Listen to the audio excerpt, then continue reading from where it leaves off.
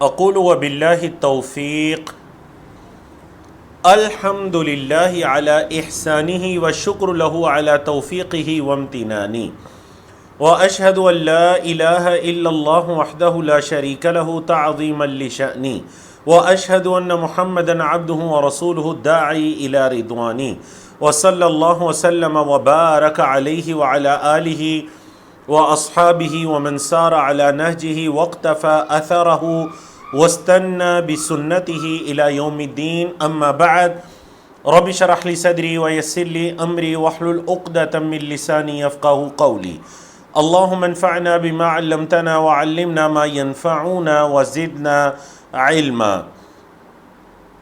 اللہ رب العزت کی توفیق سے ہم اپنے کورس یا ایھا الذین آمنوا میں ہر آیت کا لفظی اور سلیس ترجمہ پڑھتے ہیں، آیت میں موجود احکام و مسائل کو جانتے ہیں۔ قرآن مجید میں 4 طرح کے موضوعات ہیں، ایمانیات ہے یعنی کہ عقائد، عبادات ہے یعنی احکام و مسائل، معاملات ہے لین دین نکاح طلاق کے معاملات، اور اخلاقیات ہے۔ تو اخلاقیات کے اندر بھی جو آپ کہہ لیجئے معاشرتی مسائل ہیں، آج انشاءاللہ ہم نے وہ شروع کرنے ہیں۔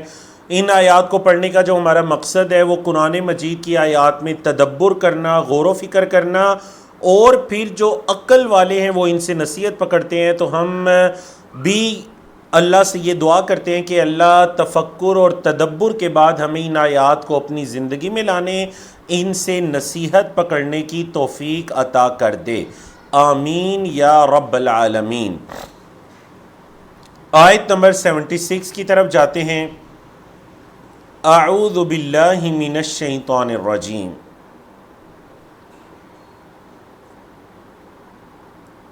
یا ایھا الذین آمنوا هل ادلکم علی تجارۃ تنجیکم من عذاب علیم۔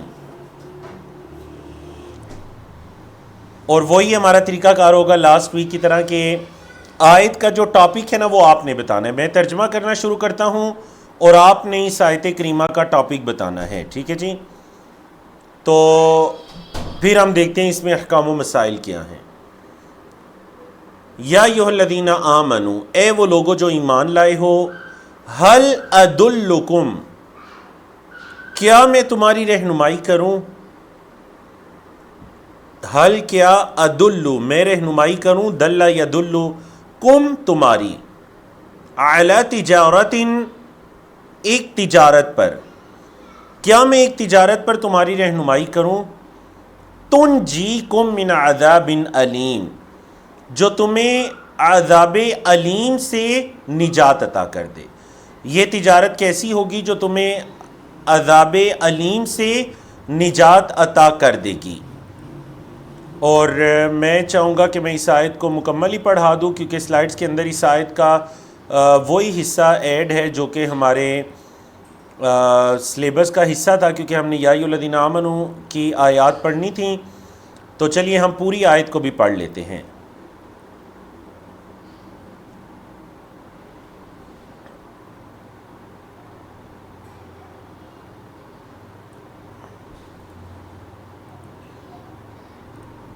اور اگر آپ مجھے صرف 1 منٹ کا ٹائم دے تو پوری آیت میں آپ کو سلائیڈ میں دکھا بھی دیتا ہوں تاکہ آپ کو یہ سمجھنے کے اندر آسانی بھی رہے۔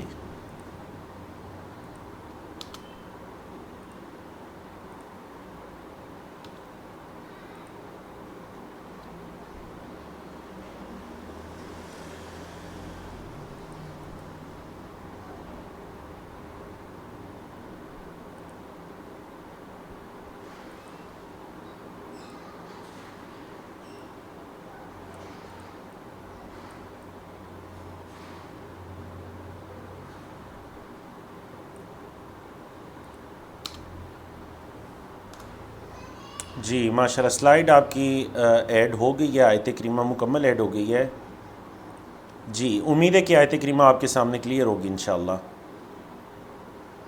تو ہم نے شروع میں یہ کہا تھا نا کہ چلیں یا ایھا الذین آمنوا کی آیت کے ساتھ اگر دیگر آیات کا بھی کوئی لنک ہوا تو ہم ان آیات کو بھی پڑھ جائیں گے۔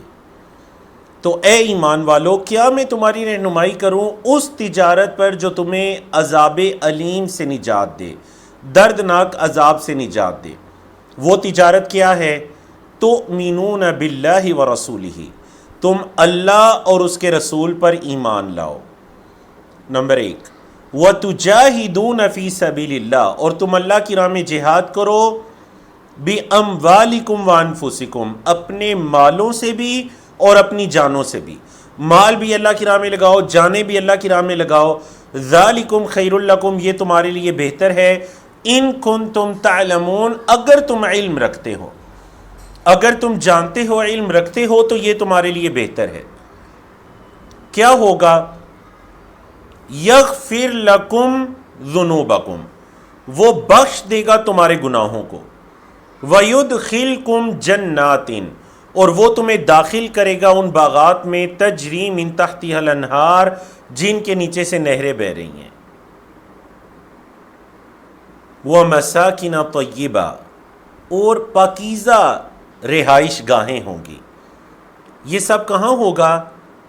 یہ باغات، یہ نہریں فی جنات عدن، ہمیشگی کے باغات میں، کبھی ختم نہیں ہوں گے. ذالک الفوز العظیم، یہ ہے بڑی کامیابی. وَأُخْرَى، اور ایک اور چیز، یہ تو چلیں آخرت کی کامیابی ہے نا. دنیا کی کامیابی کیا ہے؟ وَأُخْرَى، اور دوسری تحبونہا، جسے تم پسند کرتے ہو. وہ کیا ہے؟ نصر من اللہ، اللہ کی مدد. وفتح قریب، اور قریب کی فتح. وبشر المؤمنین، اور مومنوں کو خوشخبری دیجیے. کتنی پیاری یہ 4 آیات ہیں جی، 10 11 12 13، ماشاءاللہ کتنی پیاری آیات ہیں. ترجمہ امید ہے کہ آپ کا کلیئر ہوگا. آیت کے الفاظ الحمدللہ آسان تھے. اب ہم اس کے ٹاپک کی طرف آتے ہیں. اچھا، ایک تو قرآن مجید میں کئی ایک مواقع پر تجارت کا تذکرہ آیا کہ تم اللہ کے ساتھ سودا کر لو، اللہ کے ساتھ تجارت کر لو. تو یہاں سورۃ الصف میں آپ کو یہ پتہ چل گیا کہ اس تجارت کا کیا مطلب ہے. اس تجارت کا بیسیکلی مطلب ہے کہ تم اللہ اور اس کے رسول پر ایمان لاؤ، اللہ کی راہ میں جہاد کرو، اور پھر جس طرح انسان کوئی چیز انویسٹ کرتا ہے اور اسے پروفٹ آتا ہے، تو دیکھیں یہ تجارت ہے. تم نے اپنی انویسٹمنٹ کر دی، اللہ پر ایمان لے آئے، اللہ کے رسول پر ایمان لے آئے، اللہ کی راہ میں تم نے جہاد بھی کیا. جہاد کا مطلب کوشش، اللہ کی راہ میں کوشش کی، اللہ کے دین کی سربلندی کے لیے کوشش کی. اپنا مال لگانا پڑا، مال لگایا، اپنی جان لگانی پڑی، جان لگائی، اپنی صلاحیتوں کو لگایا.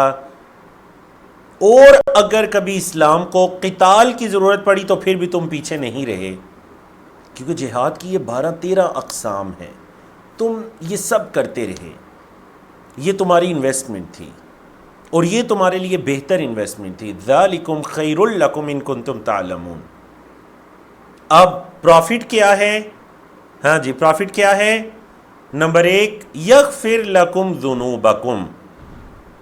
پہلا پروفٹ یہ ملے گا کہ اللہ تمہارے گناہوں کو معاف کرے گا، اے اللہ. دوسرا وَيُدْخِلْكُمْ جَنَّاتٍ تَجْرِي مِن تَحْتِهَا الْأَنْهَارُ، اے اللہ. تیسرا پروفٹ وَمَسَاكِنَ طَيِّبَةً فِي جَنَّاتِ عَدْنٍ، اے اللہ. چوتھا پروفٹ وَأُخْرَى تُحِبُّونَهَا، جو تم دنیا میں چاہتے ہو. نصر من اللہ وفتح قریب وبشر المؤمنین.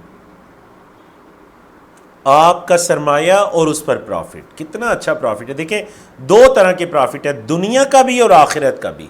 دنیا میں اللہ کی مدد آئے گی، فتح نصیب ہوگی، اور آخرت کے اندر اللہ تمہیں معاف کرے گا، اور اللہ تمہیں جنات میں داخل کرے گا. بڑے پاکیزہ تمہارے وہاں پر رہائش گاہیں ہوں گی. مسکن کی جمع مساکن. اللہم اجعلنا منہم. اللہم انا نسألک الجنة الفردوس.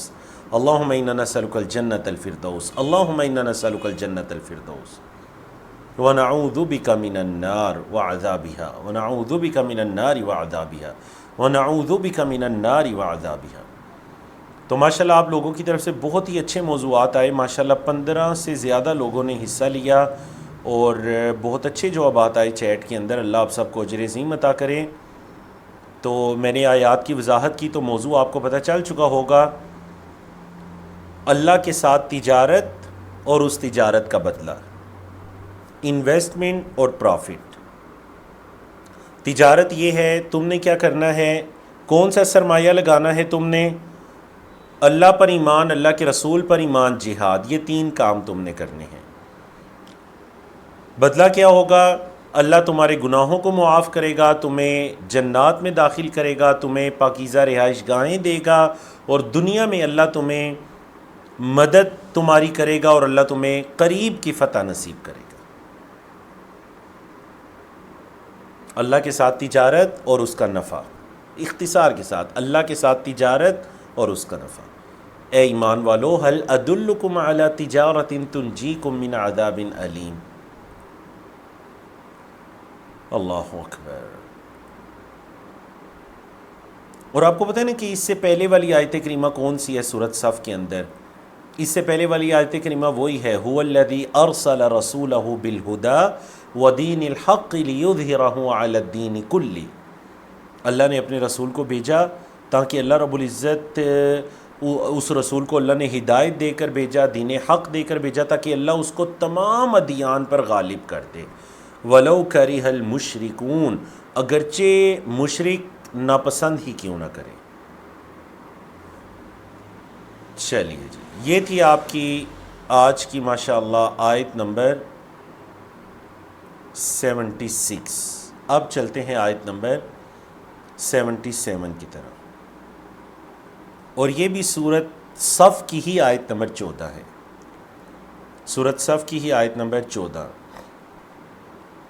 مطلب یہ کہ 13 تک کی آیات تو بھی آپ نے پڑھی آیت نمبر 76 میں، 14 نمبر آیت کو بھی پڑھ جائیے، کیونکہ اس کی ابتدا بھی ہے یا ایھا الذین آمنوا سے۔ اعوذ باللہ من الشیطان الرجیم۔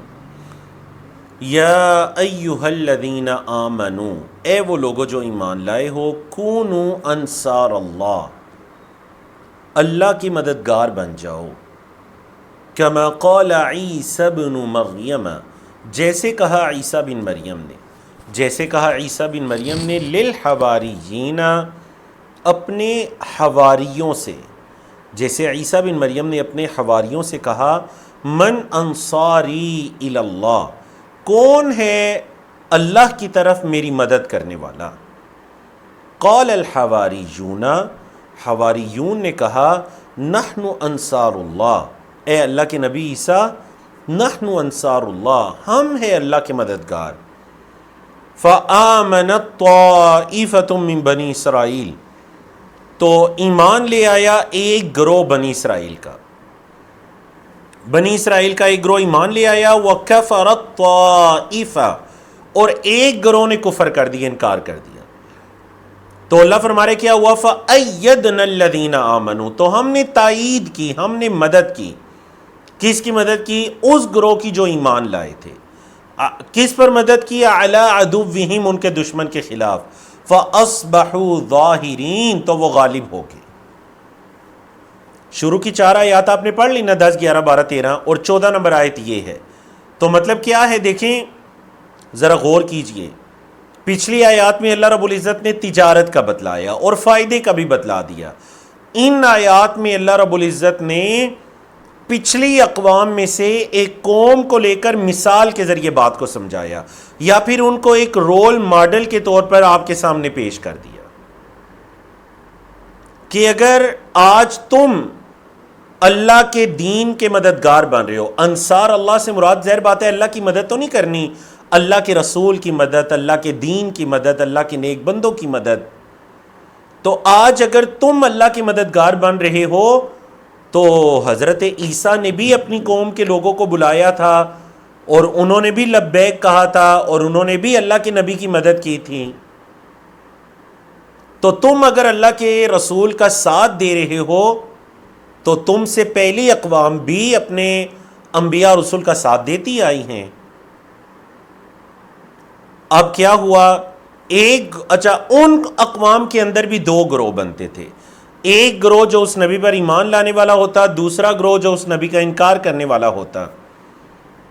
تو حضرت عیسیٰ پر بھی 2 گروہ بنے، نبی کریم صلی اللہ علیہ وسلم پر بھی 2 گروہ بنے، ایک آپ پر ایمان لے آیا، دوسرے نے آپ کی مخالفت شروع کر دی۔ تو حضرت عیسیٰ پر بھی ایسے ہی ہوا تھا، فآمنت طائفۃ من بنی اسرائیل وکفرت طائفہ، تو بنی اسرائیل کا ایک گروہ ایمان لے آیا اور بنی اسرائیل کے ایک گروہ نے کفر کر دیا، انکار کر دیا، تو کیا ہوا؟ اللہ فرما رہے فَأَيَّدْنَا الَّذِينَ آمَنُوا عَلَىٰ عَدُوِّهِمْ، تو ہم نے ایمان والوں کی مدد کی۔ تو اے محمد صلی اللہ علیہ وسلم کے ساتھیوں، اگر تم بھی آپ صلی اللہ علیہ وسلم پر ایمان لے آؤ گے تو اللہ تمہاری بھی مدد کرے گا تمہارے دشمن کے خلاف۔ اللہ نے اگر عیسیٰ علیہ السلام کے ساتھیوں کی مدد کی ان کے دشمنوں کے خلاف، تو اللہ تمہاری بھی مدد کرے گا۔ فَأَصْبَحُوا ظَاهِرِينَ، وہ اگر غالب آ گئے تو تم بھی غالب آ جاؤ گے۔ آیت کریمہ آپ کو سمجھ آ گئی نا؟ آیت نمبر 14 اور پچھلی 4 آیات کے ساتھ اس کا لنک بھی آپ کو سمجھ آ گیا۔ اللہ اکبر۔ حضرت عیسیٰ کا جس گروہ نے انکار کیا تھا وہ یہود تھے، حضرت عیسیٰ کی شدید مخالفت کرنے والے، آپ کے اور آپ کی والدہ طاہرہ طیبہ پر الزامات لگانے والے، وہ یہود کا گروہ تھا۔ اللہ اکبر۔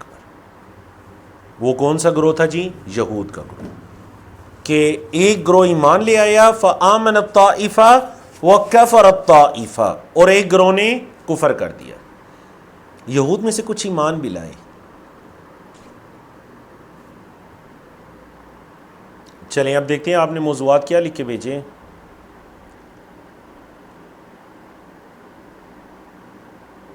ماشاءاللہ بہت اچھے موضوعات بھیجے آپ نے، الحمدللہ۔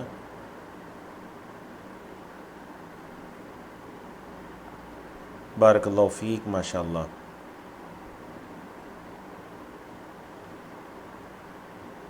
احسن اللہ علیکم، اللہ آپ سب کو بہت برکت دے، ماشاءاللہ، الحمدللہ۔ میں یہی چاہ رہا تھا کہ آپ میں یہ صلاحیت آئے کہ آیت کریمہ کو پڑھ کر آپ کو پتہ چل جائے کہ اس کا آیت کا ٹاپک کیا ہے، موضوع کیا ہے، آپ اس پہ غور و فکر کریں، پھر اس کے مطابق اس آیت کو اپنی زندگی میں لا سکیں۔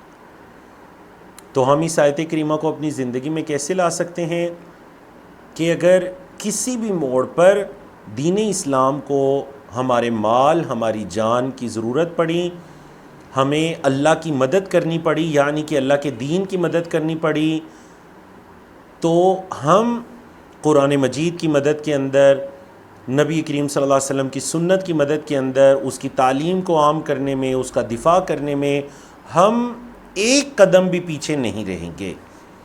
اگر ہم اللہ کے دین کی مدد کریں گے تو اللہ ہماری مدد کرے گا۔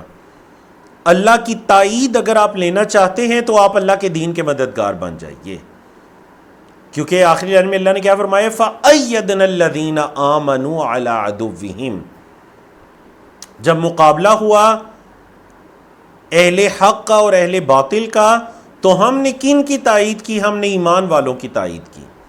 کس کے مقابلے میں تائید کی؟ عَلَىٰ عَدُوِّهِمْ، ان کے دشمنوں کے مقابلے میں تائید کی۔ پھر کیا ہوا؟ نتیجہ کیا نکلا؟ فَأَصْبَحُوا ظَاهِرِينَ، وہ غالب ہو گئے۔ بولے جو وہ کیا ہو گئے؟ غالب ہو گئے۔ تو اگر آج تم بھی اللہ کے دین کی مدد میں نکلو گے، نکلنے سے مراد ہے اپنے جان، مال، صلاحیتیں۔ بعض اوقات انسان کی مالی استطاعت نہیں ہوتی، جانی استطاعت نہیں ہوتی کہ وہ اپنے اہل و عیال سے نکل سکے، تو اپنی صلاحیتوں کو اللہ کے دین میں لگائیے، دین کی دعوت و تبلیغ میں لگائیے، خیر کو پھیلانے میں لگائیے اپنی صلاحیتوں کو۔ اللہ رب العزت ہم سب کو توفیق عطا کرے۔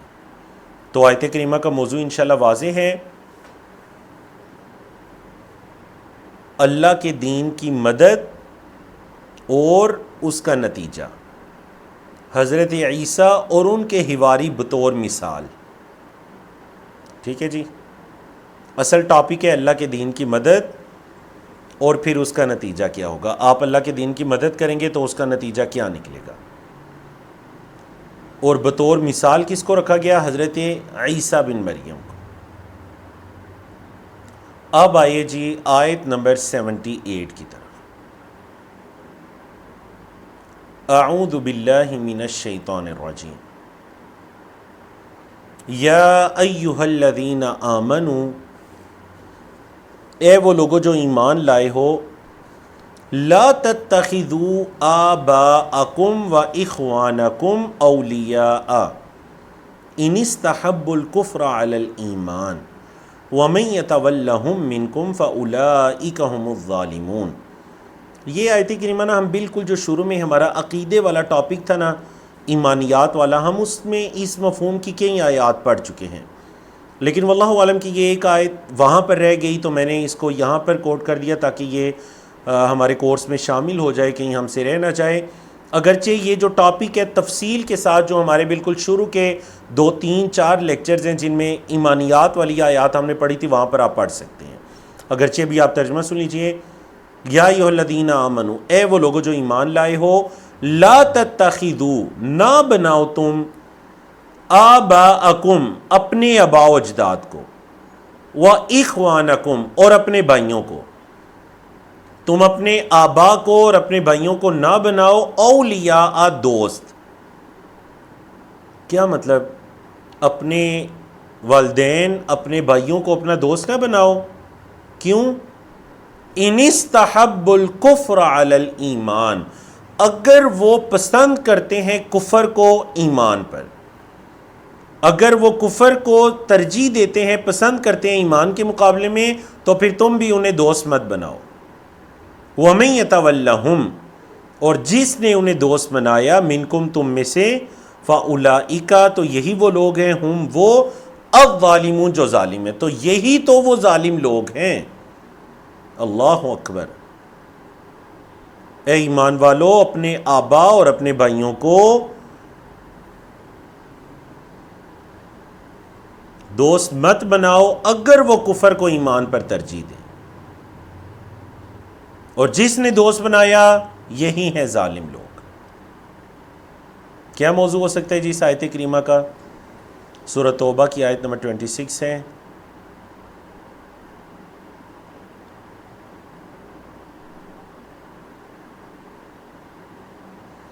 نہیں، یہاں پہ آباء و اجداد کی پیروی کا تذکرہ تو نہیں ہے نا، پیروی نہیں، وہ تو ظاہر بات ہے اگر وہ کفر پر ہیں تو ان کی پیروی تو بالکل جائز ہی نہیں ہے۔ یہاں پہ تذکرہ ہے ان کو دوست بنانے کا۔ عربی زبان میں جو اولیاء ہے یہ جمع ہے ولی کی۔ ولی ہوتا ہے گہرا دوست، وہ دوست جس کی محبت دل میں رچ بس جائے، وہ ولی ہوتا ہے۔ ٹھیک ہے جی؟ تو یہاں پر منع کیا گیا کہ اگر انہوں نے ابھی تک ایمان وہ نہیں لائے، ابھی تک کفر پر ڈٹے ہوئے ہیں، تو پھر تم بھی ان کو اپنے دوست مت بناؤ۔ ایسے یعنی ان کی محبت تمہارے دل میں نہ ہو، بلکہ تمہارے دل میں اہل ایمان کی محبت ہو، نبی کریم صلی اللہ علیہ وسلم کی، اللہ کی، نبی کریم صلی اللہ علیہ وسلم کی، اور اہل ایمان کی محبت ہو۔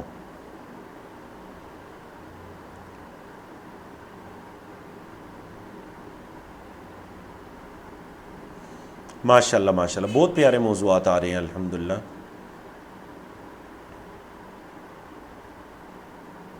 بالکل ٹھیک ہے، ایمان کے معاملے میں رشتے بھی پیچھے رہ جاتے ہیں، بالکل۔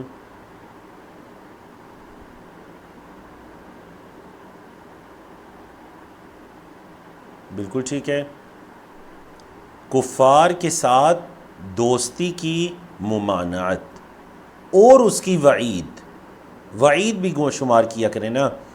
شروع کی آیات میں ہم ہر آیت میں وعید کوٹ کرتے تھے۔ وعید کیا ہے؟ وَمَن يَتَوَلَّهُم مِّنكُمْ فَأُولَئِكَ هُمُ الظَّالِمُونَ۔ وعید یہ ہے کہ جس نے انہیں دوست بنایا تو پھر وہ ظالم ہیں۔ کفار کے ساتھ گہری دوستی کی ممانعت اور اس کی وعید سمجھا گی نا آپ کو؟ تو ترجمہ آپ نے سیکھ لیا، آیت کا موضوع بھی دیکھ لیجیے، کچھ غور و فکر کیجئے۔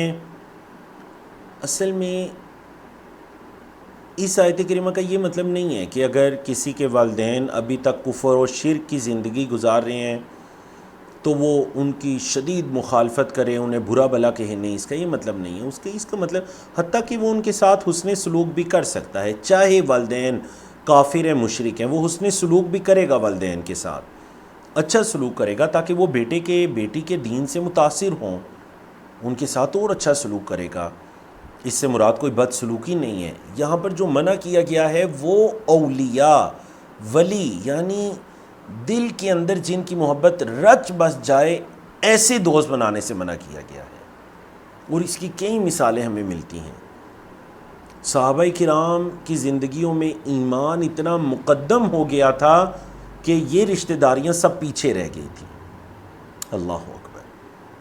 اگر کبھی جنگوں میں ان کے کوئی قریبی رشتہ دار ان کے آمنے سامنے آ گئے تو انہوں نے کبھی یہ نہیں سوچا کہ یہ تو میرا رشتہ دار ہے، اب میں اس کو کیا کروں، میں کچھ ڈیل دے دوں، کچھ چھوڑ دوں اس کو، نہیں، انہوں نے کبھی بھی ایسی بات نہیں سوچی۔ اللہ اکبر۔ اور اگر کوئی انہیں دوست بنائے گا، فعل مضارع ہے تولی یتولی، ومن یتولہم منکم، جس نے انہیں دوست بنایا تم میں سے تو پھر وہ ظالم ہے، فاولئک ھم الظالمون۔ تو یہ یاد رکھیے گا، جدید دور میں بھی اس آیت کریمہ کا اطلاق ایسے ہی ہوگا کہ بعض اوقات کفار کی محبت، چاہے وہ ایکٹرز ہوں، چاہے وہ پلیئرز ہوں، چاہے وہ کوئی پولیٹیشین ہے، بعض اوقات اس طرح ہوتا ہے نا کہ کسی کافر کو ہم فالو کرنا شروع کر دیتے ہیں، سننا شروع کر دیتے ہیں، اور اس کی محبت ہمارے دل میں اتر جاتی ہے۔ سچ بتائیے کچھ لوگوں کے ساتھ ایسا ہوتا ہے یا نہیں؟ گزشتہ دنوں ایک خاتون تھی، انہوں نے مجھ سے رابطہ کیا اور انہوں نے بتایا کہ بیٹی جو ہے واللہ عالم، مجھے نہیں پتہ چلا کہ کب اس نے سوشل میڈیا پر ایک کافر عورت تھی اس کو فالو کرنا شروع کیا، اور یہ عورت پہلے مسلمان تھی، پھر اسلام کو چھوڑ کر مرتد ہو چکی تھی، اور اب اسلام پر یہ اعتراض کرتی تھی، کبھی پردے کے بارے میں، کبھی دیگر چیزوں کے بارے میں، کبھی مرد اور جو خواتین کا بعض جگہوں پر شریعت میں فرق رکھا گیا، وراثت وغیرہ، کبھی ان ٹاپکس پر وہ بات کرتی تھی۔ تو اس خاتون نے بتایا کہ میری بیٹی پتہ نہیں کہاں سے اس کو فالو کرنا شروع ہو گئی، اور اب وہ بھی اس کی طرح کی باتیں کرنا شروع ہو گئی ہے۔ تو اللہ رب العزت ہمیں، ہماری اولادوں کو ایسے فتنوں سے محفوظ رکھے۔ تو اگر ہم اپنی اولادوں کے دل میں بچپن سے یہ چیز ڈالیں گے کہ اصل رشتہ ایمان ہے، باقی اگر کوئی کافر ہے تو ٹھیک ہے، وہ اگر کوئی آپ کی فیلڈ سے ریلیٹڈ بات کر رہے ہیں، مثلا بعض اوقات اس طرح پڑتے ہیں، آپ کو کسی کافر سے کوئی چیز سیکھنی پڑتی ہے، کوئی علم لینا پڑتا ہے، جدید علوم میں سے کوئی ٹیکنالوجی، کوئی سائنس، کچھ اور، کوئی ٹریننگ، کوئی چیز، تو ٹھیک ہے آپ لیجئے، کوئی حرج والی بات نہیں ہے۔ لیکن جیسے آپ کے دل میں اللہ اور اس کے رسول اور اہل ایمان کی محبت ہے، ویسے آپ کے دل میں اہل کفر کی محبت نہیں آنی چاہیے۔ باقی حسن سلوک کرنا، تعلق نبھانا، مسکرا کر ملنا، اس میں کوئی حرج نہیں ہے، بلکہ اگر اس حسن سلوک کی وجہ سے وہ دین کے قریب آ سکتے ہیں، دین میں داخل ہو سکتے ہیں، تو یہ ضرور کرنا چاہیے۔ چلیے جی، بارک اللہ فیکم۔ آیت کریمہ الحمدللہ ہم نے مکمل کی۔ اب آتے ہیں آیت نمبر 79 کی طرف، اور یہاں سے ہمارا جو ٹاپک شروع ہو رہا ہے، یہ تقریباً ہماری 10 آیات ہیں، 79 سے 89 تک۔ یہ 10 آیات ہماری معاشرتی آداب پر ہیں، کیونکہ کچھ طویل آیات ہیں، مدنی آیات ہیں۔ آپ کو پتہ ہے نا، مدنی جو آیات ہیں وہ ذرا لمبی لمبی ہوتی ہیں، طویل ہوتی ہیں، اور جو مکی آیات ہیں وہ چھوٹی چھوٹی ہوتی ہیں۔ تو چونکہ یہ یا ایھا الذین آمنوا تو ویسے بھی مدنی صورتوں کے ابتدا میں یہ والے الفاظ ہوتے ہیں نا، تو لیکن پھر بھی سورۃ الحجرات کی جو لمبی لمبی آیات ہیں وہ معاشرتی آداب کے اندر شامل کی گئی ہیں ہمارے اس کورس میں۔ تو ہم انشاءاللہ کوشش کریں گے 3-4 آیات آج پڑھ لیں معاشرتی آداب کی، باقی کی جو آیات ہیں وہ اللہ کی توفیق سے انشاءاللہ ہم جو آنے والا ہمارا لاسٹ کلاس ہوگی نیکسٹ فرائیڈے کو، نہیں انشاءاللہ اس کے بعد، تو ہم اس کے اندر ان آیات کو مکمل کر دیں گے انشاءاللہ۔ ٹھیک ہے جی؟ جی بالکل، کل 11 آیات بنتی ہیں، صحیح ہے، 79 سے 89 تک 11 آیات۔ جی اعوذ باللہ من الشیطان الرجیم، یا ایھا الذین آمنوا لا تدخلوا بیوتا غیر بیوتکم۔ بڑا ہی پیارا ادب بتایا گیا مجھے اور آپ کو مخاطب کر کے کہ اے ایمان والو، لا تدخلوا بیوتا، نہ تم داخل ہو گھروں میں۔ کون سے گھروں میں؟ غیر بیوتکم، جو تمہارے گھروں کے علاوہ ہیں۔ اے ایمان والو، اپنے گھروں کے علاوہ دوسرے گھروں میں مت داخل ہو، حتیٰ یہاں تک کہ تستأنسوا، تم ذرا مانوسیت اختیار کر لو، وَتُسَلِّمُوا اور تم سلام کرو علی اہلہا ان گھر کے رہنے والوں پر، کچھ مانوس ہو جاؤ اور ان کے رہنے والوں پر سلام کرو۔ ذالکم خیر لکم یہ بہتر ہے تمہارے لیے، لعلکم تذکرون تاکہ تم نصیحت پکڑو۔ ذالکم خیر لکم یہ بہتر ہے، خیر ہے تمہارے لیے، لعلکم تاکہ تم تذکرون تم نصیحت پکڑو۔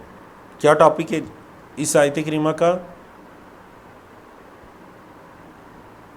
سلیس ترجمہ سن لیجئے، ساتھ ساتھ ٹاپک لکھیے، اے ایمان والو اپنے گھروں کے علاوہ دوسرے گھروں میں مت داخل ہو یہاں تک کہ تم کچھ مانوسیت اختیار کر لو، انس ہو جائے، اور تم سلام کرو ان گھر والوں پر، یہ تمہارے لیے بہتر ہے اگر تم نصیحت پکڑنے والے ہو۔ اگر تم عمل کرنا چاہتے ہو نا تو یہ نصیحت تمہارے لیے بڑی ہی بہتر نصیحت ہے۔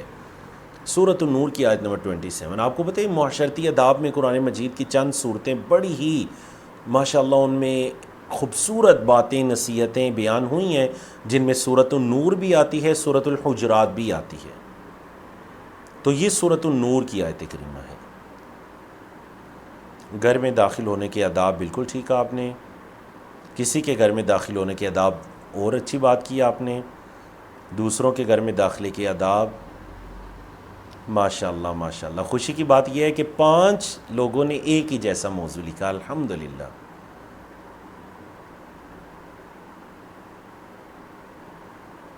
Permission before entering some one house, بالکل۔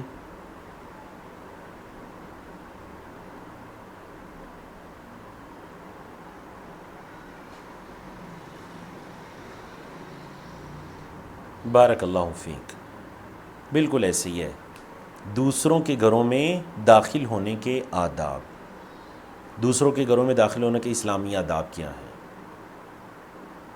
تو آیت کے ٹاپک کو آپ نے جانا،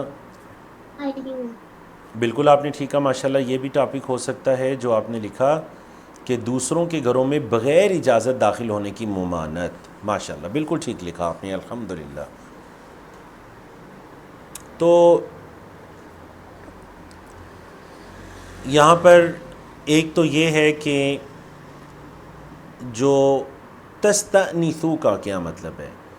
تم اپنے گھروں کے علاوہ دوسرے گھروں میں مت داخل ہو حتی تستأنسوا، علماء کرام نے کہا انس ہو جائے، مطلب یہ کہ تمہیں پتہ ہو کہ یہ گھر والے آپ کے آنے سے خوش بھی ہیں، آپ کے مطلب آپ کے آنے کو اپنے گھر میں ناپسند نہیں کر رہے، یہ مطلب ہے انس۔ مطلب یہ کہ وہ آپ کی دید بھی رکھتے ہوں، یہ نہ ہو کہ وہ آپ کے آنے سے تنگ ہو رہے ہوں۔ اگر ایسی بات ہے تو پھر آپ ان کے گھروں میں نہ جائیں۔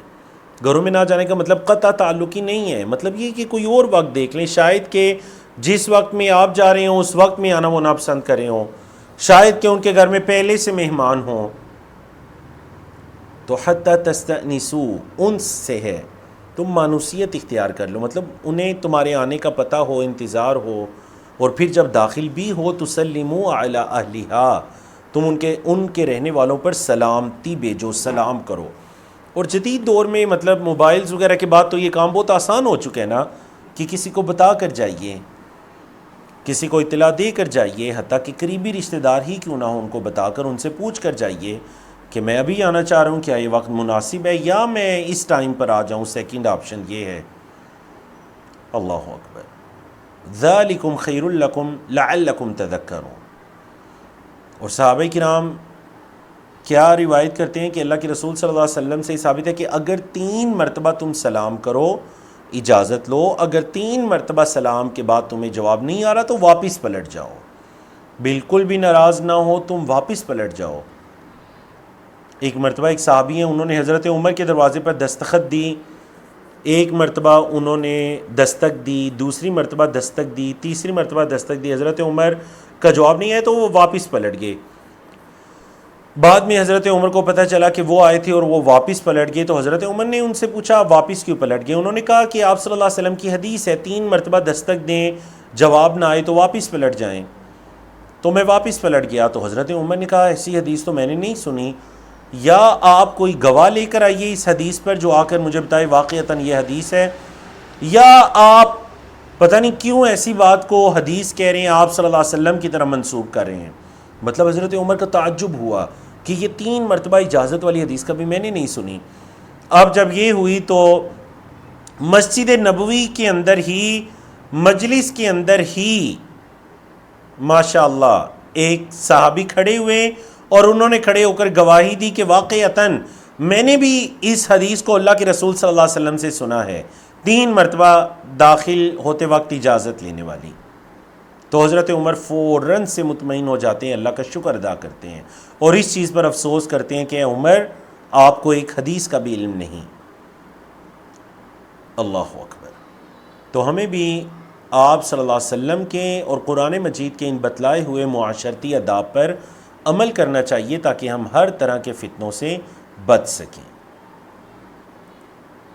اور خاص کر جو سورۃ النور کے اندر یہ آیت کریمہ 27، اس سے پہلے جو نظر کی حفاظت اور عفت اور عزت کی حفاظت کے احکام و مسائل تفصیل سے بیان ہوئے، اس کے بعد یہ آیت کریمہ ہے۔ تو علماء کرام نے کہا مطلب یہ ہے کہ نظر کی حفاظت یہ بھی ہے کہ دوسروں کے گھروں میں بھی تم اجازت لے کر جاؤ، یہ نہ ہو کہ اچانک منہ اٹھا کر تم انٹر ہو جاؤ اور تمہاری نظر کسی ایسی چیز پر پڑے جو کسی گناہ کا باعث ہو جائے۔ تو اس سے بہتر ہے کہ تم اجازت لو، تاکہ اگر وہ گھر والے کچھ بے احتیاطی برت بھی رہے ہیں، چونکہ وہ اپنے گھر کے اندر ہیں، تو وہ فوراً سے آپ کے آنے سے متنبہ ہو جائیں، احتیاط کر لیں، پردہ کر لیں، پردے کے احکام و مسائل ان کا کچھ خیال رکھ لیں، آپ کے آنے پر متنبہ ہو جائیں۔ تو ہمیں ان اسلامی آداب پر ضرور عمل کرنا چاہیے۔ آیت نمبر 80 کی طرف چلتے ہیں۔ یہ سورۃ النور کی آیت نمبر 58 ہے اور اس میں بھی اجازت کے ہی احکام و مسائل ہیں۔ ترجمہ سنیے، ساتھ ساتھ آپ موضوعات کو لکھیے۔ اعوذ باللہ من الشیطان الرجیم۔ یا ایہا الذین آمنوا، اے وہ لوگو جو ایمان لائے ہو، لیستأذنکم الذین ملکت ایمانکم، لیستأذن ضرور اجازت لیں، چاہیے کہ اجازت لیں، کم تم سے، چاہیے کہ تم سے اجازت لیں۔ کون اجازت لیں؟ الذین وہ لوگ جو ملکت ایمانکم تمہارے داہنے ہاتھ جن کے مالک ہیں۔ کیا مطلب؟ مطلب یہ کہ جو تمہارے غلام ہیں وہ تم سے اجازت لیں، تمہارے غلام تم سے اجازت لیں۔ اور کون اجازت لیں؟ والذین، اور وہ لوگ جو لم یبلغ الحلم، جو ابھی بلوغت کو نہیں پہنچے، منکم تم میں سے، ابھی وہ بلوغت کو نہیں بھی پہنچے تو وہ بھی اجازت لیں۔ 3 مرات، 3 مرتبہ، 3 مرتبہ وہ بھی اجازت لیں۔ وہ 3 اوقات کون کون سے ہیں؟ اللہ نے خود بتلا دیے۔ من قبل صلاۃ الفجر، فجر کی نماز سے پہلے، وحین تضعون ثیابکم من الظہیرہ، وحین اور جب، تضعون ثیابکم تم اپنے کپڑے وغیرہ اتارتے ہو، من الظہیرہ دوپہر کے آرام میں، دوپہر کے آرام میں جب تم کچھ اپنے کپڑوں کو ہلکا کر لیتے ہو۔ نمبر 3، ومن بعد صلاۃ العشاء، اور عشاء کی نماز کے بعد۔ تو تم سے اجازت لیں کن کن اوقات میں؟ فجر کی نماز کے بعد، دوپہر میں جب تم اپنے کپڑے وغیرہ ہلکے کرتے ہو آرام کے لیے، اور عشاء کی نماز کے بعد۔ ان 3 اوقات میں وہ اجازت لیں۔ 3 عورات لکم، یہ 3 تمہارے لیے عورہ ہے، پردے کے اوقات ہیں۔ لیس علیکم، نہیں ہے تم پر، ولا علیہم، اور نہ ان پر۔ اس کے بعد یعنی ان 3 اوقات کے علاوہ نہ تم پر ہے نہ ان پر ہے، جناح کوئی گناہ، کوئی حرج، بعدہن اس کے بعد، ان 3 اوقات کے بعد تم پر یا ان پر کوئی حرج نہیں ہے۔ طوافون علیکم، وہ تو تم پر چکر لگانے والے ہیں۔ طوافون طواف کرنے والے ہیں، مطلب چکر لگانے والے ہیں، علیکم تم پر، بعضکم علی بعض تمہارے بعض بعض پر، تمہارے بعض بعض پر آتے جاتے رہتے ہیں، چکر لگاتے رہتے ہیں۔ تو ان 3 اوقات میں احتیاط کریں، تمہارے غلام اور وہ بچے جو بھی سمجھداری کو نہیں بھی پہنچے وہ بھی احتیاط کریں، اجازت لیں۔ کذالک یبین اللہ لکم الآیات، اسی طرح اللہ بیان کرتا ہے تمہارے لیے اپنی آیات کو، واللہ علیم حکیم، اور اللہ خوب علم رکھنے والا، حکمت والا ہے، اور اللہ خوب علم رکھنے والا حکمت والا ہے۔ موضوعات کو لکھیے۔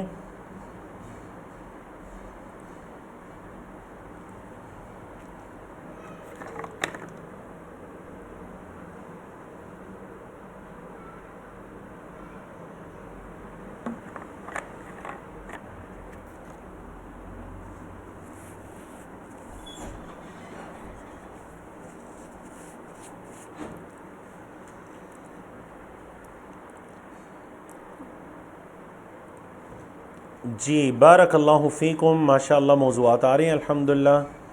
ملاقات کے آداب و اوقات، بڑا ماشاء اللہ آپ نے مختصر اور جامع موضوع لکھ دیا۔ گھر کے خادم اور بچوں کا خوابگاہ میں جانے سے پہلے اجازت طلب کرنا، کمروں میں داخل ہونے کے آداب،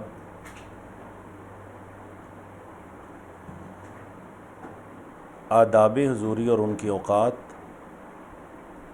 پردے کے اوقات کا بیان، احکام پردہ، نابالغ بچوں اور غلاموں کے لیے ملاقات کے آداب اور اوقات، غلاموں اور نابالغ بچوں کا لائف پردے کے 3 اوقات۔ بارک اللہ فیکم، ماشاء اللہ بہت اچھے جوابات آ رہے ہیں الحمدللہ، اللہ آپ کو بہت برکت عطا کرے۔ تو اب آپ کہہ لیجئے کہ بالکل ماشاءاللہ، کیونکہ آیت کریمہ طویل یہ آیت کریمہ ہے 58، تو اس میں 2 طرح کے لوگوں کا تذکرہ ہے، ایک جو غلام خادم وغیرہ ہیں، اور دوسرے کن کا تذکرہ ہے جی، جو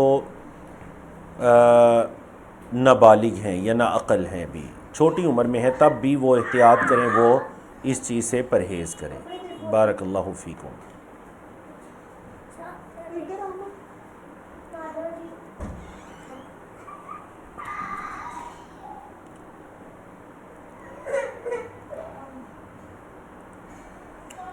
جی بارک اللہ فیکم۔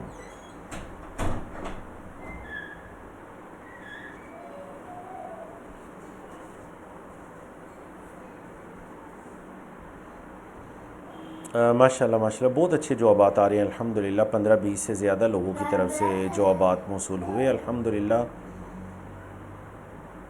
تو بالکل ایسے ہی مطلب اگر ہم لوگوں کو دیکھیں تو 2 طرح کے لوگ ہیں، نابالغ بچے وغیرہ بھی اور غلام وغیرہ بھی، جدید دور کے اندر خادم وغیرہ بھی اس میں آ جائیں گے۔ اور اگر اوقات کو دیکھیں تو 3 اوقات کے اندر 2 طرح کے لوگوں کی داخلے کا حکم، 3 اوقات کے اندر 2 طرح کے لوگوں کے گھروں میں یا خوابگاہوں میں، جو آپ کے بیڈ رومز وغیرہ ہوتے ہیں، ان میں داخلے کے احکام و مسائل۔ تو یہ مت سمجھیے کہ قدیم زمانوں میں جو غلام یا لونڈی کا تصور ہے اس میں ہی آیت کریمہ عمل کیا جائے گا، لیکن جدید دور کے اندر جو گھر میں کام کاج کرنے والے ہیں وہ عمل نہیں کریں گے، نہیں، وہ بھی عمل کریں گے، حتیٰ کہ گھر میں کام کرنے والی خواتین کو بھی پابند کیا جائے گا کہ وہ بھی اس چیز پر عمل کریں، بیڈ رومز میں وہ بھی اجازت کے بغیر نہ آئیں، کیونکہ ظاہر بات ہے جس طرح بچوں کا یا غلاموں کا یہ خدشہ ہے کہ وہ کہیں خواتین کو کسی ایسی حالت میں نہ دیکھیں، بالکل اسی طرح عورتوں کا بھی یہ خدشہ ہے کہ وہ گھر کے مردوں کو کسی ایسی حالت میں نہ دیکھ لیں، تو یہ بھی ایک فتنے کا باعث بن سکتا ہے مردوں کے لیے، عورتوں کے لیے، تو وہ بھی بالکل اس چیز کا خیال رکھیں گے، کیونکہ جدید گھروں میں اکثر کام کاج کرنے والی گھروں میں خواتین ہوتی ہیں، تو وہ بھی اس چیز کی مکمل خیال رکھیں گی کہ بیڈ رومز وغیرہ کے اندر ان کی بغیر اجازت کے رسائی نہ ہو، خاص کر ان 3 اوقات کے اندر۔ اچھا، یہاں پر آیت کریمہ میں جو ایک چھوٹ بھی دے دی گئی کہ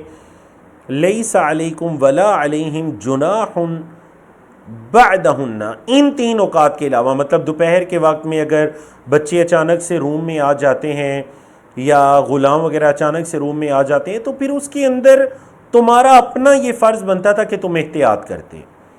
اگر احتیاط نہیں کی تو پھر تم پر یا ان پر گناہ نہیں ہے. اور دوسرا جو بعض علماء نے اس آیت کریمہ کے اندر بڑا پیارا ایک اشارہ کیا نا، کہ اگر ان 3 اوقات کے علاوہ کوئی اچانک داخل ہو گیا تو ٹھیک ہے، تم پر یا ان پر گناہ نہیں ہے. لیس علیکم ولا علیہم، نہ تم پر نہ ان پر، جناح، کوئی گناہ کوئی حرج، بعدہن، ان اوقات کے علاوہ. لیکن اگر ان 3 اوقات کے اندر تم احتیاط نہیں کرتے اور کوئی داخل ہوتا ہے تو مطلب تم پر اور ان پر حرج ہے. تم نے اگر کبھی انہیں منع نہیں کیا، اس چیز کی عادت نہیں ڈالی، تو پھر تم پر بھی حرج ہے اور ان پر بھی حرج ہے. اور اگر تم نے انہیں منع کیا لیکن وہ اچانک سے بے احتیاطی میں یا جان بوجھ کر داخل ہو گئے تو پھر تم پر حرج نہیں ہے، ان پر حرج ہے، کیونکہ آپ نے انہیں آداب سکھا کر اپنا فرض ادا کر دیا. تو دیکھیں یہ گھریلو اور معاشرتی آداب ہیں. ان آداب پر عمل کرنے سے سورۃ النور تو ہے ہی ماشاءاللہ معاشرتی آداب کے بارے میں، اور خاص کر جو عزت اور عفت کی حفاظت کے معاشرتی آداب ہیں اس کے بارے میں. تو یہ ساری چیزیں جو ہیں نا وہ ہماری اولادوں کی زندگیوں کو محفوظ بناتی ہیں، انہیں عزت کی حفاظت کرنا سکھاتی ہیں. ہماری بیٹیوں کو بھی عزت کی حفاظت کرنا سکھاتی ہیں اور ہمارے بیٹوں کو بھی عزت اور عفت کی حفاظت کرنا سکھاتی ہیں. اب ہم چلتے ہیں جی آیت نمبر 81 کی طرف. آیت 81 جو ہے یہ سورۃ الحجرات کی آیت ہے، سورۃ الحجرات. اور غالباً آج ہم اسی آیت کو پڑھیں گے تاکہ پھر اگلی آیات کو انشاءاللہ ہم جو ہمارے آنے والے ہوں گے لاسٹ سیشن ہوگا انشاءاللہ جو 13 جون کو، اس کے اندر پھر ہم اللہ کی توفیق سے باقی آیات کو مکمل کریں گے انشاءاللہ. اعوذ باللہ من الشیطان الرجیم. معاشرتی آداب سے متعلق بڑی پیاری آیت کریم ہے. پہلی جو 2 آیات آپ نے پڑھی نا معاشرتی آداب کی، وہ آپ کہہ سکتے ہیں معاشرے کے اندر گھریلو زندگی کے آداب. یہ جو آیت کریمہ ہے یہ لوگوں کے آپس میں ایک دوسرے سے تعلق کے وقت آداب. اعوذ باللہ من الشیطان الرجیم. یا ایہا الذین آمنوا لا یسخر قوم من قوم، اے وہ لوگوں جو ایمان لائے ہو، لا یسخر، نہ مذاق اڑائے، قوم، کوئی قوم، من قوم، کسی قوم کا، کوئی قوم کسی قوم کا مذاق نہ اڑائے، اس کو سخریہ نہ بنائے. عسیٰ، قریب ہے، ان یکونوا، یہ کہ وہ ہوں، خیرا منہم، ان سے بہتر. کوئی قوم کسی قوم کا مذاق نہ اڑائے، امید ہے کہ یہ ان سے بہتر ہوں، مطلب جو مذاق اڑانے والے ہیں ان سے بہتر وہ ہوں جن کا مذاق اڑایا جا رہا ہے. ولا نساء من نساء، اور نہ ہی کوئی عورتیں عورتوں کا مذاق اڑائیں. ولا نساء، اور نہ عورتیں، من نساء، کوئی عورتوں کا مذاق اڑائیں. عسیٰ ان یکن خیرا منہن، کیونکہ امید ہے کہ وہ عورتیں ان عورتوں سے زیادہ بہتر ہوں گی. جن کا مذاق اڑایا جا رہا ہے وہ بہتر ہوں ان عورتوں سے جو مذاق اڑانے والی ہیں. ولا تلمزوا انفسکم، اپنے آپ کو لعن طعن مت کرو، لمز مت کرو. ولا تنابزوا بالالقاب، اور اپنے آپ کو برے القابات سے مت پکارو، اپنے آپ کو برے القابات سے مت پکارو. اللہ اکبر. سورۃ الحجرات ساری کی ساری بڑی عظیم سورت ہے، لیکن جو خاص کر یہ والی آپ کہہ لیجئے سورۃ الحجرات کے اندر یہ والے جو بتائے جا رہے ہیں آداب، ماشاءاللہ یہ تو بالکل ایک کمال درجے کے آداب ہیں معاشرتی مسائل کے اندر. فرمایا بئس الاسم الفسوق بعد الایمان، گناہ کے ذریعے کسی کو پکارنا، کسی کا نام رکھنا کتنا ہی برا ہے ایمان لانے کے بعد. ایمان کے بعد کسی کو کسی کا اس گناہ والی زندگی پر نام رکھنا یا گناہ پر اس کو آڑ دلانا، گناہ کے ذریعے اس کو پکارنا کتنی بری بات ہے۔ بئسا اس کا اپوزٹ ہے نعمہ، نعمہ کا مطلب ہوتا ہے بہت اچھی بات ہے، بئسا بہت برا ہے۔ وَمَن لَّمْ يَتُبْ اور جو توبہ نہیں کرے گا، فَأُولَٰئِکَ هُمُ الظَّالِمُونَ تو یہی وہ لوگ ہیں جو ظالم ہیں۔ جو توبہ نہیں کرے گا تو یہی وہ لوگ ہیں جو ظالم ہیں۔ اللہ اکبر۔ آیت کریمہ کا ٹاپک لکھیے، تب تک میں آپ کو ایک حدیث سناتا ہوں۔ ایک مرتبہ حضرت ابو ذر بڑے عظیم صحابی ہیں، انہوں نے حضرت بلال کو، بلکہ اس سے تھوڑا سا پیچھے چلے جائیے، اس حدیث کو سننے سے پہلے حضرت ابو ذر نے یہ حدیث کیوں سنائی؟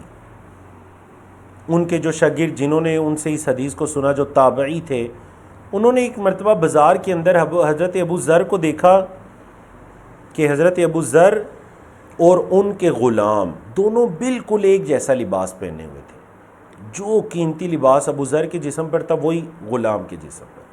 تو اس پوچھنے والے نے پوچھا کہ یہ کون ہے آپ کے؟ انہوں نے سمجھا شاید کوئی بیٹے یا رشتہ دار، تو انہوں نے کہا نہیں یہ میرے غلام ہیں۔ تو انہوں نے کہا آپ نے جیسا لباس پہنا ہے ویسا لباس آپ نے غلام کو پہنایا ہے؟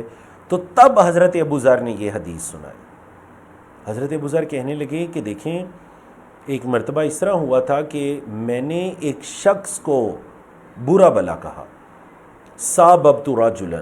اب حضرت ابو ذر نے نہیں بتایا کہ وہ کون تھا، لیکن دوسری حدیث سے ہمیں پتہ چلتا ہے کہ وہ حضرت بلال حبشی تھے۔ تو کہتی ہے میں نے ان کو برا بلا کہا۔ برا بلا ایسے کہا کہ انہوں نے، چونکہ حضرت بلال حبشہ سے تھے، سیاہ کلر کے تھے، تو انہوں نے ان کی والدہ کا نام لے کر انہیں آر دلائی کہ تم سیاہ کلر والی کے بیٹے ہو، یا اس سے ملتی جلتی کوئی بات کی۔ اللہ اکبر۔ نبی کریم صلی اللہ علیہ وسلم کو پتہ چلا تو آپ صلی اللہ علیہ وسلم شدید غصے ہوئے، اور آپ نے فرمایا ابو ذر تمہارے اندر ابھی تک جاہلیت باقی ہے، اسلام سے پہلے جو جاہلیت تھی نا وہ ابھی تک تمہارے اندر باقی ہے۔ اعیرتہ بی، کیا تم حضرت بلال کو ان کی ماں سے آر دلا رہے ہو؟ اللہ اکبر، اللہ اکبر۔ حضرت ابو ذر کو پھر آپ صلی اللہ علیہ وسلم نے نصیحت فرمائی کہ اگر تم میں سے کسی کے ماتحت کچھ لوگ ہوں تو انہیں چاہیے انہیں وہ کھلائے جو خود کھاتا ہے اور وہ پہنائے جو خود پہناتا ہے۔ تو حضرت ابو ذر کو یہ اتنی بڑی بات لگی، اور بڑے نیک صحابی تھے حضرت ابو ذر، لیکن ان سے بس ایک غلطی ہو گئی۔ اس کے بعد انہوں نے اتنا خیال رکھا اپنے خدام کا کہ جو خود کھاتے وہ ان کو کھلاتے، جو خود پہنتے وہ ان کو پہناتے۔ تو ولا تنابزوا بالالقاب کے اندر یہ واقعہ تھا۔ میں نے کہا جب تک آپ وہ لکھیں میں آپ کو یہ واقعہ سنا دوں۔ ماشاءاللہ کوئی 15 کے قریب لوگوں کی طرف سے جوابات موصول ہوئے، الحمدللہ۔ بالکل ٹھیک ہے۔ مذاق اڑانے اور القابات سے پکارنے کی ممانعت،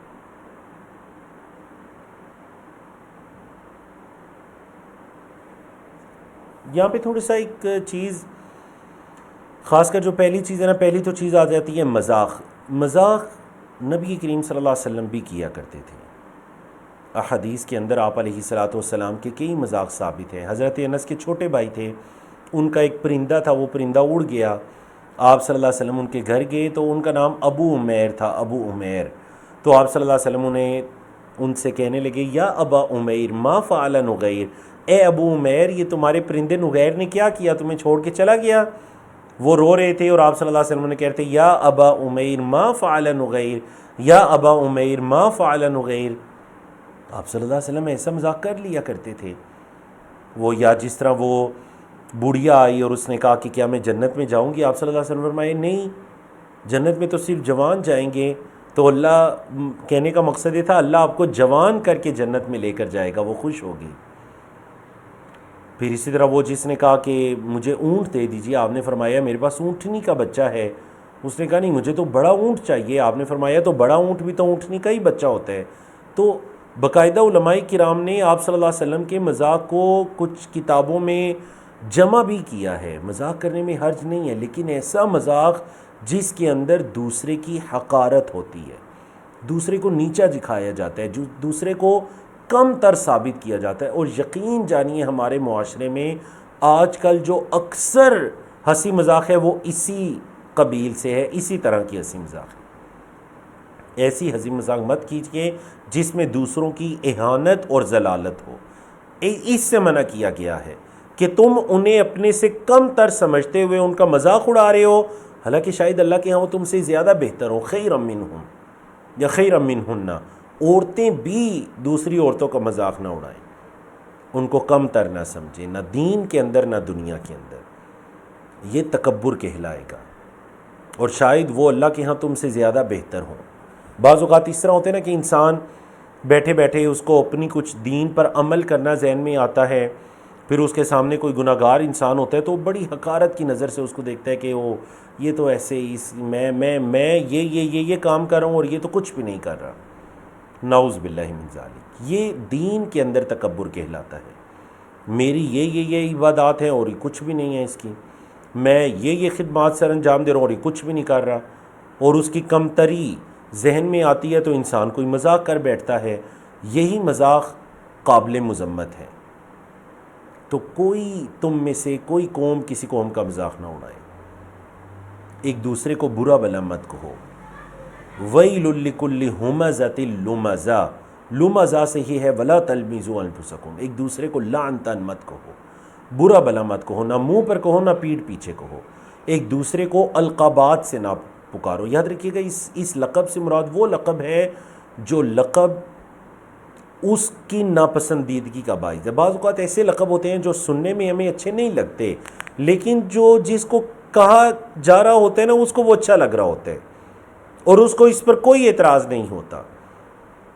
تو ایسے لقب میں کوئی حرج نہیں ہے. مطلب آپ صلی اللہ علیہ وسلم کے زمانے میں ایک صحابی تھے جن کے ہاتھ عام صحابہ کی نسبت بڑے بڑے تھے.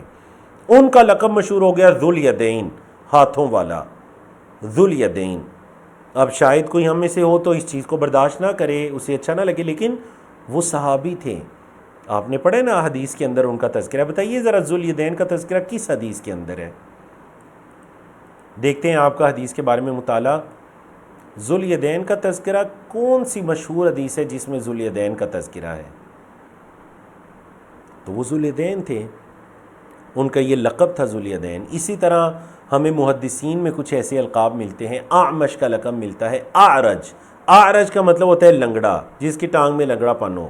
اور یہ ایک عظیم محدث ہے، ان کا نام تھا امام اعرج.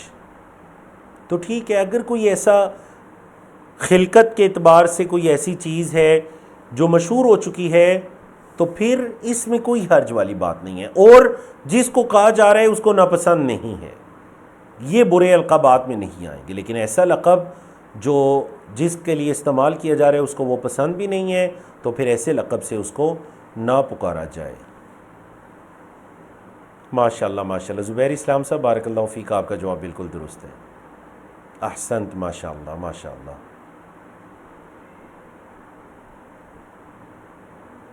جی، ذو الیدین کا تذکرہ اس حدیث میں ہے جس حدیث میں نبی کریم صلی اللہ علیہ وسلم نے نماز کے اندر 4 کی بجائے 2 رکعت پڑھ لی تھیں.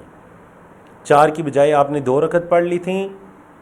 تو حضرت ابوبکر صدیق اور حضرت عمر بھی موجود تھے نماز میں، لیکن آپ صلی اللہ علیہ وسلم کے سامنے بولنے کی کس کی ہمت ہوتی تھی؟ آپ صلی اللہ علیہ وسلم کا اتنا رعب اور صحابہ کے دلوں میں مقام تھا کہ وہ آپ صلی اللہ علیہ وسلم سے بات کرتے بھی شرماتے تھے. تو پھر ذو الیدین نے ہمت کی تھی، اور ذو الیدین نے کہا اللہ کے رسول صلی اللہ علیہ وسلم یہ نماز کم ہو گئی ہے یا آپ بھول گئے ہیں؟ اقصرت الصلاۃ ام نسیت. آپ صلی اللہ علیہ وسلم نے فرمایا نہ میں بھولا ہوں نہ نماز کم ہوئی ہے. فرمایا ہاں اللہ کے رسول صلی اللہ علیہ وسلم آپ نے 2 رکعت پڑھائی ہیں. پھر دیگر صحابہ نے بھی تصدیق کر دی. آپ صلی اللہ علیہ وسلم اٹھے اور اٹھ کر مزید 2 رکعت پڑھائیں اور پھر سجدہ سہو کر لیا. اس حدیث میں ذو الیدین کا تذکرہ ہے. تو کوئی حرج نہیں ہے ذو الیدین، لیکن انہیں وہ اپنا لقب برا نہ لگتا ہو. اگر برا لگتا ہے تو پھر اس سے بھی نہ پکارا جائے. اور ایمان لے آنے کے بعد پھر اس طرح کے فسق و فجور کے کام، کتنی ہی بری یہ خصلت ہے، یہ کتنا برا یہ عمل ہے. اور جو توبہ نہیں کرے گا تو یہی لوگ ہیں ظالم. تو خاص کر آج کے دور میں جب ہم مذاق کے نام پر بعض اوقات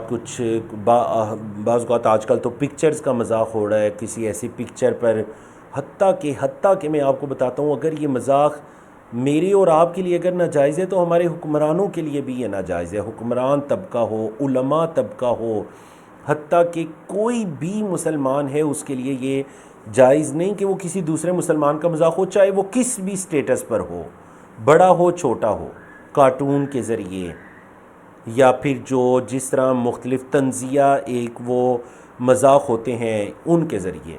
اور دوسری جو میں اہم ترین بات آپ کو بتاؤں، نہ صرف ایسی ایک دوسرے کا جو مذاق اڑایا جاتا ہے اس کو کم تر ثابت کیا جاتا ہے، نہ صرف ایسی چیزیں خود سے کرنا منع ہے بلکہ ان کا سننا اور دیکھنا بھی درست نہیں ہے۔ ہم جو آج کل ایسے شوز دیکھتے ہیں جن شوز میں کچھ لوگ آمنے سامنے بیٹھ جاتے ہیں اور چلیں جی اب یہ ان کو نیچا دکھائیں گے جھوٹی باتیں کر کے اور وہ ان کو نیچا دکھائیں گے، یہ ایک مرتبہ جا رہا تھا تو ایسے ہو گیا، تو وہ نہیں جا رہا تھا، بالکل 100% جھوٹ ہوتا ہے لیکن لوگوں کو ہنسانے کے لیے، نعوذ باللہ من ذالک، یہ چیز بھی اسی میں آئے گی۔ تو ہمیں ایسے جو ہمیں کردار ہیں یا ایسی جو چیزیں ہیں ہمیں ان کی حوصلہ شکنی کرنی چاہیے، ہمیں ان کی حوصلہ افزائی نہیں کرنی چاہیے۔ بارک اللہ فیکم۔ انہی پر اکتفا کرتے ہیں آیت 81 تک، تو انشاءاللہ آیت نمبر 82 سے لے کر 89 تک اللہ کی توفیق سے یہ جو ہماری 7-8 آیات ہوں گی انشاءاللہ ہم ان کو ایک ہی سیشن میں آنے والے آخری سیشن میں جو بقرہ عید کے بعد 13 جون کو ہوگا اس میں ہم مکمل کریں گے۔ اقول قولی ھذا استغفر اللہ لی ولکم ولسائر المسلمین من کل ذنب وصلی اللہ تعالی علی نبینا محمد وعلی آلہ وصحبہ اجمعین۔